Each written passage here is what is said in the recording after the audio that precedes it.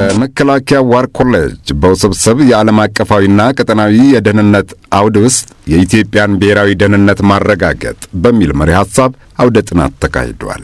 በመከላከያ ዋር ኮሌጅ አዘጋጅነት በውስብስብ ዓለም አቀፋዊና ቀጠናዊ የደህንነት አውድ ውስጥ የኢትዮጵያን ብሔራዊ ደህንነትና ጥቅምን ማረጋገጥ በሚል ርዕሰ ጉዳይ ላይ በተዘጋጀው መድረክ በክብር እንግድነት ተገኝተው የአውደ ጥናቱን መነሻ ሐሳብ ያቀረቡት በሕዝብ ተወካዮች ምክር ቤት የውጭ ግንኙነትና የሰላም ጉዳዮች ቋሚ ኮሚቴ ሰብሳቢ ዶክተር ዲማ ነገዎ ሀገራዊ አንድነትን የበለጠ በማጎልበት የቀጠናውን የደህንነት ስጋት በጋራ መፍታትና የመፍትሄ አቅጣጫ ማስቀመጥ እንደሚገባ አመላክተዋል። ሌላኛው ጥናት አቅራቢ የጠቅላይ ሚኒስትሩ የደህንነት አማካሪ ዶክተር ቀነዓ ያደታም የአፍሪካ ቀንድ አካባቢ ሀያላን ትከሻ ለትከሻ የሚፋተጉበት ቀጠና በመሆኑ የቀጠናውን የደህንነት ስጋቶች በትኩረት መከታተል እንደሚገባ አመላክተዋል። ኢትዮጵያ የብሔራዊ የደህንነት ተቋማትን በአስተማማኝ ሁኔታ መገንባቷን የገለጹት ዶክተር ቀነዓ ያደታ የሀገርን ደህንነት ለማስጠበቅ የጎረቤት ሀገሮችንና የዓለም አሁናዊ ሁኔታን መረዳት እንደሚያስፈልግም አስገንዝበዋል። አውደ ጥናቱን የመሩት የመከላከያ ጤና ዋና መምሪያ ኃላፊ ሌተናል ጀነራል ጥጋቡ ይልማ በበኩላቸው የኢትዮጵያን ብሔራዊ ፍላጎት ለማስጠበቅ ብሔራዊ አቅሞችን ማሳደግና መደገፍ እንደሚገባ ጠቁመው ዘመኑ የሚጠይቀውን የውጊያ ቴክኖሎጂ በማስታጠቅ ሁለንተናዊ ብቃቱ የተረጋገጠ ሰራዊት መገንባት መቻሉን ተናግረዋል። የመከላከያ ጤና ዋና መምሪያ ኃላፊ ሌተናል ጀነራል ጥጋቡ ይልማ አክለውም ብሔራዊ ደህንነትን በጋራና በትብብር መንፈስ ማጠናከር እንደሚገባ ገልጸው ይህንኑ ለማጉላትም በዘርፉ የሚቀርቡ የውይይት መነሻ ሐሳቦችና ጥናታዊ ጽሑፎች ወሳኝ ሚና እንዳላቸው ተናግረዋል። የመከላከያ ዋር ኮሌጅ አዛዥ ብርጋዴር ጀነራል ቡርቲ ታደሰ በበኩላቸው ኮሌጁ በቀጠናው የሚስተዋሉ የደህንነት ጉዳዮችን ክትትል በማድረግና በማጥናት ለሀገራችን ብሔራዊ ጥቅም ሰፋፊ ሥራዎችን እያከናወነ እንደሚገኝ ገልጸዋል። የሰሜን ምዕራብ እዝ ምክትል አዛዥ ለውጊያ ድጋፍ አገልግሎት ሜጀር ጀነራል መሰለ በለጠ በሁለንተናዊ መስክ ለሰራዊቱ ድጋፍ መስጠት የሚችል ጠንካራ ሳፍ መገንባቱን ገለጹ።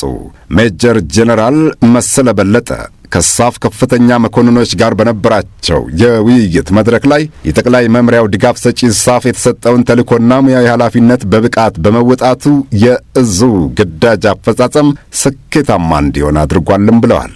እዙ ጽንፈኛው ቡድን ላይ በወሰደው ጠንከር ያለ እርምጃና ህብረተሰቡን ያሳተፈ ሥራ በመስራቱ በቀጠናው አንጻራዊ ሰላም ማምጣት ተችሏል ያሉት የእዙ ምክትል አዛዥ የተገኘውን ሰላም ለማጽናት ሰራዊቱ አሁንም ተልእኮውን በቁርጠኝነት እየተወጣ እንደሚገኝ ገልጸዋል። የእዙን የዝግጁነት ደረጃ ወደ ላቀ ለማሸጋገር የማድረግ አቅምን የሚጨምሩና የመፈጸም ብቃትን የሚያላብሱ ስልጠናዎች በየደረጃው በመሰጠቱ በአስተሳሰብ በስነ ልቦናና በተግባር ሁለንተናዊ ዝግጁነቱ የተጠናከረ ሰራዊት መገንባቱንም ሜጀር ጀነራል መሰለ በለጠ ተናግረዋል። አመራሩ ኃላፊነት ወስዶ ይሰራል፣ ለውጤትም ይተጋል ያሉት ሜጀር ጀነራል መሰለ በለጠ የስታፍ መምሪያዎች የእርስ በርስ መደጋገፍና ትስስር ለተልእኮው መሳካት ያለውን ፋይዳ በመገንዘብ የድጋፍ ሰጭነት ሚናችሁን የበለጠ አጠናክራችሁ መቀጠል ይጠበቅባችኋል ሲሉም ለውይይት መድረኩ ተሳታፊዎች አሳስበዋል። የስድስተኛ እዝ ምክትል አዛዥ ለኦፕሬሽናል ሜጀር ጀነራል ነገሪ ቶሊና በወታደራዊ ሥልጠና የዳበረ ሰራዊት ምንጊዜም አሸናፊ ነው ሲሉ ተናገሩ። ሜጀር ጀነራል ነገሪ ቶሊና ወታደራዊ ሳይንስ ከልምድ ተሞክሮ ጋር አዋህዶ በመጠቀም ግዳጁን በውጤታማነት መፈጸም የሚችል አመራር ማፍራት የሰራዊቱን አይበገሬነት ማጽናት ነው ሲሉ ተናግረዋል። ጀነራል መኮንኑ በስድስተኛ እዝ ማሰልጠኛ ማዕከል በስልጠና ላይ ለሚገኙ ለሬጅመንትና ለሻምበል አመራሮች በጦርነት ጽንሰ ሐሳብና ተያያዥ ጉዳዮች ዙሪያ ከልምድና ተሞክሯቸው በመነሳት ሰፋ ያለ ትምህርት ሰጥተዋል። ስለ ጦርነት ጽንሰ ሐሳብና በተለያዩ የዓለም ሀገራት ስላለው ተጨባጭ ተሞክሮ ያብራሩት ጀነራል መኮንኑ የጦርነት ጽንሰ ሐሳብን አተገባበሩንና በተለያዩ የመሬት ገጾች ላይ የውጊያ ባህሪያትና አፈጻጸሙንም በሰፊው ዳስሰዋል። ወታደራዊ አመራሩ የተቋሙን ቁልፍ እሴቶች በሰራዊቱ በማስረጽ ግዴታውንና መብቶቹን የሚያከብር ተቋሙን የሚደግፍ መነሻ ሐሳብ ያለው የተሰጠውን ኃላፊነት በብቃት የሚወጣ በሰላም ጊዜ ኃይሉን የሚያዘጋጅ ዝግጁነቱን በጠንካራ መሠረት የሚገነባና በተሰማራበት ግዳጅ ውጤታማ ድል የሚያስመዘግብ መሆን እንዳለበት አስገንዝበዋል። አመራር ማለት ፈጣን ውሳኔ የሚሰጥ፣ በአፈጻጸሙና በብቃቱ ያመጣውን ለውጥ የሚመራ፣ በሁኔታ ውስጥ ያሉትን አማራጮች የሚተገብርና ለችግር መፍትሄ የሚያስቀምጥ ብሎም ተተኪ አመራሮችን ከስሩ የሚያፈራና የተቋሙን ሕግና ደንብ ተግባራዊነቱን የሚያረጋግጥ ኃላፊነትና ተጠያቂነት ያለው እንደሆነም ሜጀር ጄኔራል ነገሪ ቶሊና አስረድተዋል።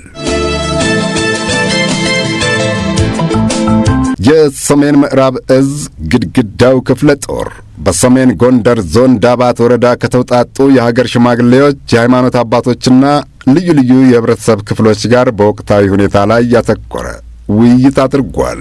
ሰራዊቱ በጽንፈኛው ቡድን በቀጠናው ሲከሰቱ የነበሩ የጸጥታ ችግሮችን በማረጋጋትና ጽንፈኞችን በመደምሰስ ሰላም የማስፈን ተግባሩን በጀግንነት እየተወጣ መምጣቱንና የሕዝብን የሰላም ጥያቄ ለማሳካትና የተገኘውን ሰላም በዘላቂነት ለማስቀጠል የህብረተሰቡ ሚና ከፍተኛ መሆኑን የክፍለ ጦሩ አዛዥ ኮሎኔል ተክሌ አጋ ገልጸዋል። የተገኘውን አንጻራዊ ሰላም በዘላቂነት ማስቀጠል የሚቻለው በማህበረሰቡና በመንግስት የጸጥታ አካላት መካከል በሚኖረው መልካም ግንኙነት ነው ያሉት ኮሎኔል ተክሌ አጋ አሁን የተገኘውን ሰላም በቀላሉ የመጣ ባለመሆኑ ሁላችንም ለሰላም የድርሻችንን በመወጣት ልንጠብቀውና ልናስቀጥለው ይገባል ሲሉ ተናግረዋል። የወረዳው አስተዳዳሪዎች መከላከያ ሰራዊታችን ሀገርን ለማሻገር ውድ ዋጋ እየከፈለ እንዳለ እኛም ከጎኑ ሆነን መክፈል ያለብንን መስዋዕትነት ሁሉ እንከፍላለን። የረከሰና ውሃ የማያነሳ አስተሳሰብ ይዘው ሕዝብ ውስጥ በመመሸግ የሚነግዱትን የጽንፈኛ ቡድን አባላትን አምርረን በመጥላትና ተከታትለን ለሕግ በማቅረብ የመከላከያ ሰራዊቱና የጸጥታ ኃይሉ አጋዥ በመሆን እንቀጥላለን ብለዋል። ኮሩ በአሸባሪው ኦነግ ሸኔ ላይ እርምጃ እየወሰደ እንደሚገኝ ገለጸ። የስድስተኛ እዝ ኮር ባደረገው የግዳጅ ስምሪት በርካታ የአሸባሪው ሸኔ ቡድን አባላት ሲደመሰሱ የጦር መሳሪያ በቁጥጥር ስር መዋሉን የኮሩ ምክትል አዛዥ ለኦፕሬሽናል ኮሎኔል ጌትዬ ዘውዱ ገልጸዋል። በምዕራብ ሸዋ ዞን በግንደ በረትና በአቡነ ግንደ በረት ወረዳ በዳሳ ጭምዶ ጎሮ ጃለቲና ጎሮ አባ ሰንበት ቀበሌዎች ተሰማርቶ ግዳጁን በላቀ ቁርጠኝነት እየፈጸመ የሚገኘው ኮር በአሸባሪው የሸኔ ቡድን ላይ በወሰደው እርምጃ 11 የአሸባሪው ቡድን አባላት ሲደመሰሱ የቡድኑ አባላትን ጨምሮ የነፍስ ወከፍ መሳሪያና ሌሎች ትጥቆች መማረክ መቻሉን አስረድተዋል።